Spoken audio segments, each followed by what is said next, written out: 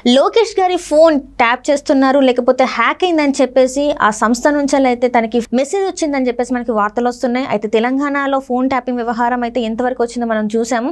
ఇప్పుడు ఆంధ్రాలో కూడా ప్రముఖ నాయకుల ఫోన్ ట్యాపింగ్ జరుగుతుందని అయితే వాళ్ళు చాలాసార్లు చెప్తున్నారు. ఇప్పుడు లోకేష్ గారి ఫోన్ కూడా హ్యాక్ అయిందని చెప్పేసి మనకి వార్తలు వస్తున్నాయి. సో ఇది నిజంగా జరిగింది, అసలు ఏం జరిగి ఉంటుంది? సో ఈ అంశాన్ని మనకి వివరించడానికి మనతో పాటు ఉన్నారు ప్రముఖ సీనియర్ జర్నలిస్ట్ డివిఎస్ గారు. నమస్కారం సార్. నమస్తే సార్. తెలంగాణలో చూసాం ఫోన్ ట్యాపింగ్ ఎలా జరిగింది, ఏంటి, అందులో ఎవరెవరు పాల్గొన్నారు, ఎవరెవరు ఫోన్లు ట్యాప్ చేశారని చెప్పేసి. అండ్ ఇప్పుడు ఆంధ్రాలో కూడా అదే పరిస్థితి నెలకొంది అని చెప్పేసి కొంతమంది నాయకులు అయితే చెప్తున్నారు. కుటుంబ సభ్యుల ఫోన్ ట్యాపింగ్ కూడా జరిగిందని. ఇప్పుడు లోకేష్ గారి పేరు కూడా వినిపిస్తుంది. లోకేష్ గారి ఫోన్ హ్యాక్ అయిందని చెప్పేసి ఆ సంస్థనే అంటే ఫోన్కి ఒక మెసేజ్ పెట్టడం కూడా జరిగింది. ఏదైతే ఫోన్ కంపెనీ ఉంటుందో ఆ కంపెనీ నుంచి వెళ్ళి మెసేజెస్ వస్తున్నాయని చెప్పేసి మనకి వార్తలు వస్తున్నాయి. నిజంగా ఇప్పుడు ఆయన ఫోన్ ట్యాప్ చేస్తే పరిస్థితి ఏంటంటారు అసలు? అంటే ఇప్పటిదాకా నీకు తెలిసింది పెగాసస్. అవును సార్. ఇది జగాసస్. ఓకే. పెగాసస్ టెక్నాలజీ ద్వారా ఫోన్ల ట్యాపింగ్ జరుగుతున్న దీంట్లో ఇప్పుడు అదంతా అయిపోయిన దీంట్లో ఇక్కడేంటి ఆంధ్రప్రదేశ్లో జరుగుతున్న ఫోన్ ట్యాపింగ్ అది జగాసస్ అన్నమాట. ఇప్పుడు యాపిల్ అనే సంస్థ అది ఒక కొత్త టెక్నాలజీని అది ఇంట్రడ్యూస్ చేస్తూ ఎవరి ఫోన్లు అయితే ట్యాపింగ్కి గురవుతున్నాయో ఆ కంపెనీ నుంచి మెసేజ్ వచ్చి సెక్యూరిటీ అలర్ట్. ఇప్పుడు యాపిల్ నుంచి సెక్యూరిటీ అలర్ట్ వచ్చింది ఎవరికి? లోకేష్కి. మీ ఫోన్ ట్యాప్ అవుతుంది, మీరు జాగ్రత్తగా ఉండాలా, మరి దాన్ని ఎలా మీరు ఓవర్కమ్ చేసుకుంటారో చూడండి అన్నట్టుగా టెక్నాలజికల్గా సెక్యూరిటీ అలర్ట్ వచ్చిన దీంట్లో ఇవాళ మరి లోకేష్ ఫోన్ ట్యాపింగ్ అంటే లోకేష్ అక్కడ స్టార్ క్యాంపెయినర్, తెలుగుదేశం పార్టీ జాతీయ ప్రధాన కార్యదర్శిగా ఇవాళ రేపటి ఎన్నికల్లో అభ్యర్థుల ఎంపికలో కావచ్చు, లేదు ప్రచారంలో కావచ్చు, రేపటి ప్రతి వ్యూహాల్లో పోలింగ్ దాకా కూడా ప్రధాన శక్తి ఎవరు? వాళ్ళ నాన్న మరి తెలుగుదేశం అధినేత మాజీ ముఖ్యమంత్రి చంద్రబాబుకి ఆయనే అండా దండ. మనం చూసాం ఆయన జైల్లో పెట్టినప్పుడు లోకేష్ బాబే ఏ విధంగా మొత్తం చక్రం తిప్పాడో అటు ఢిల్లీలో కానీ ఇక్కడ కానీ. తండ్రి బయటకు వచ్చేదాకా ఒక కొడుకు పడ్డ ఇబ్బందులు, ఒక కొడుకు పడ్డ కష్టం మనం చూసాం. యువగళం పాదయాత్ర చేశాడు, దగ్గర దగ్గర మరి 3000 కిలోమీటర్లు. తెలుగుదేశానికి నూతన జవసత్వాలు ఇచ్చాడు. వైఎస్ఆర్ కాంగ్రెస్ పార్టీ పైన పోరాటం చేస్తున్నాడు. తండ్రిని జైల్లో పెడితే మళ్ళీ జైలు నుంచి విడిపించుకుని బయటకు వచ్చి ఇవాళ రేపు ఎన్నికలకు సన్నద్ధమయ్యారు. ఇప్పుడు ఈ ఫోన్ ట్యాపింగ్ తెలంగాణలో దుమారం నీకు తెలుసు. ఏది? అతనెవరు? ఆ డిఎస్పి దగ్గర నుంచి వరుస పెట్టి అరెస్టులు నీకు 7-8 మంది జైల్లో పెట్టారు. ఏది? టాస్క్ ఫోర్స్ హెడ్ రాధాకిషన్ రావు దాకా నువ్వు లెక్కేసుకుంటే సిఐలు ఉన్నారు, ఇన్స్పెక్టర్లు, లేకపోతే అదనపు ఎస్పీలు భుజంగరావు. అక్కడ ఏ విధంగా జరిగింది ఫోన్ ట్యాపింగ్? కేసీఆర్ హయాంలో ఆయన ముఖ్యమంత్రిగా రేవంత్ రెడ్డి ఆయన ఇంటి దగ్గరే ఒక పెద్ద సెంటర్ పెట్టడం, ఒక ఛానల్ ఎంగేజ్ అవ్వటం. ఇప్పుడు ఆ ఛానల్ ఆయన కూడా పారిపోయాడు అనుకుంటా, అతను కూడా రావాలనుకుంటా, రప్పిస్తారు. ప్రభాకర్ రావు రేపు వస్తాడో ఎల్లుండి వస్తాడో, అతను రాక కోసం వీళ్ళు ఎదురు చూస్తున్నారు తెలంగాణలో. ప్రభాకర్ రావు వస్తే ఇంకా అక్కడ ఏం తిరుగుద్దో తెలియదు. తెలంగాణని ఫోన్ ట్యాపింగ్ నీకు అల్లకల్లోలం చేస్తోంది. ఏ విధంగా కేసీఆర్ అక్కడ 10 ఏళ్లలో ప్రతిపక్షాలు, జర్నలిస్టులు వీళ్ళందరూ ఫోన్లు ట్యాపింగ్ చేశారో తెలుసుకున్నారో, సినిమా యాక్టర్లకి కూడా. ఇప్పుడు ఆంధ్రప్రదేశ్లో కూడా అది జరుగుతోంది. ఇది ఇప్పటిది కాదు.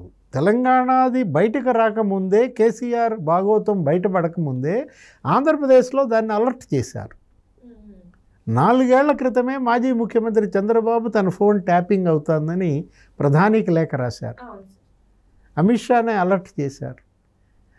అదే కాదు, హైకోర్టు జడ్జీలు వాళ్ళ ఫోన్లు ట్యాపింగ్ జరుగుతున్నాయని అసలు హైకోర్టులోనే పిల్లేశాడు జడా శ్రావణ్. హైకోర్టు జడ్జీల ఫోన్లు ట్యాపింగ్ అంటే ఇంకా పీక్ అన్నమాట. దేశంలో అసలు ఇంతవరకు చరిత్రలో చూడాల.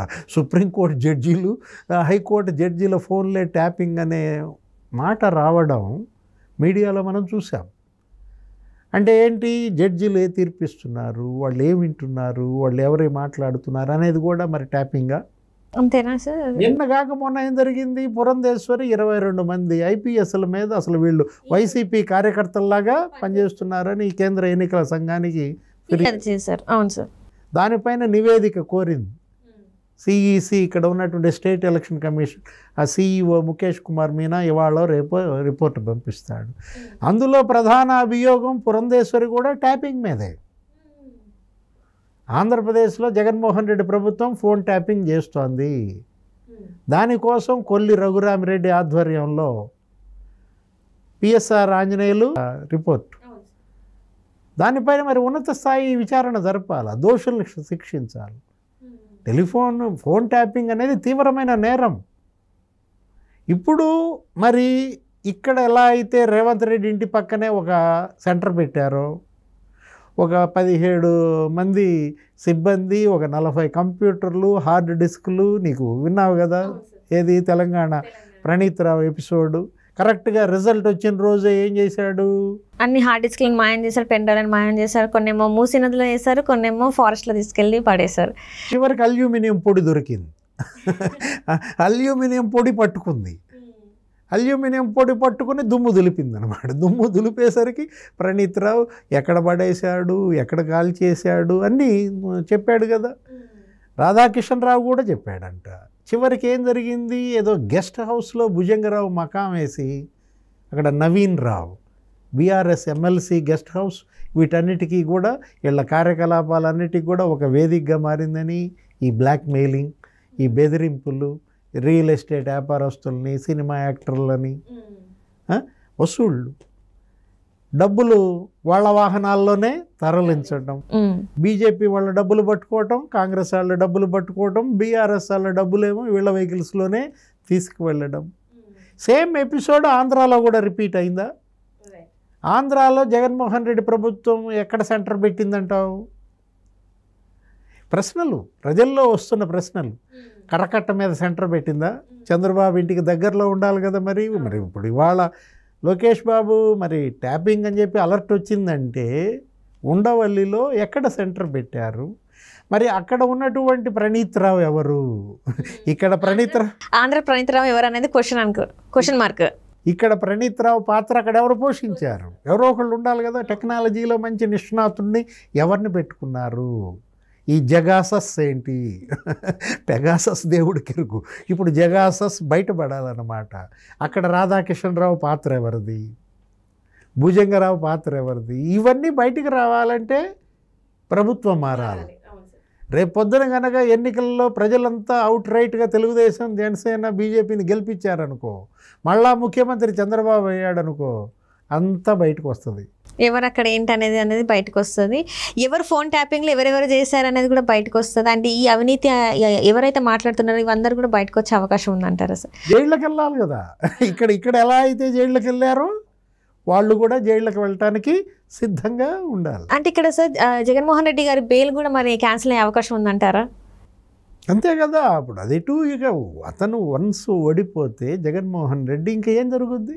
ఇప్పటిదాకా ఆయన్ని కాపాడింది పవర్, అధికారం అండతో ఆయన కోర్టుల వాయిదాలు తప్పించుకుంటూ వచ్చారు. డే టు డే ఎంక్వైరీ జరగకుండా తప్పించుకుంటూ వచ్చారు. ముఖ్యమంత్రి నేను నా బాధ్యతలు నిర్వహించాలి, నేను బటన్ నొక్కాలి, నేను కనుక వస్తే ట్రాఫిక్ ఇబ్బంది, కోడికత్తి సీన్ కేసులో నువ్వు విన్నావు కదా, నేను వస్తే అక్కడ సంక్షేమ కార్యక్రమాల షెడ్యూల్ దెబ్బతింటుంది, ఎలా సాకులు చెప్పారో. రఘురామకృష్ణరాజు బయట పెట్టారు కదా 3042 వాయిదాలు ఎగ్గొట్టాడు అని.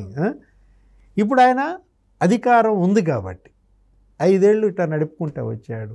వన్స్ ఓడిపోతే చూడాలి జైలు, అంతే కదా. ఇప్పుడు ప్రధాని మోడీ అంటున్నారు కదా, అవినీతి పరులు జైల్లోనా బెయిల్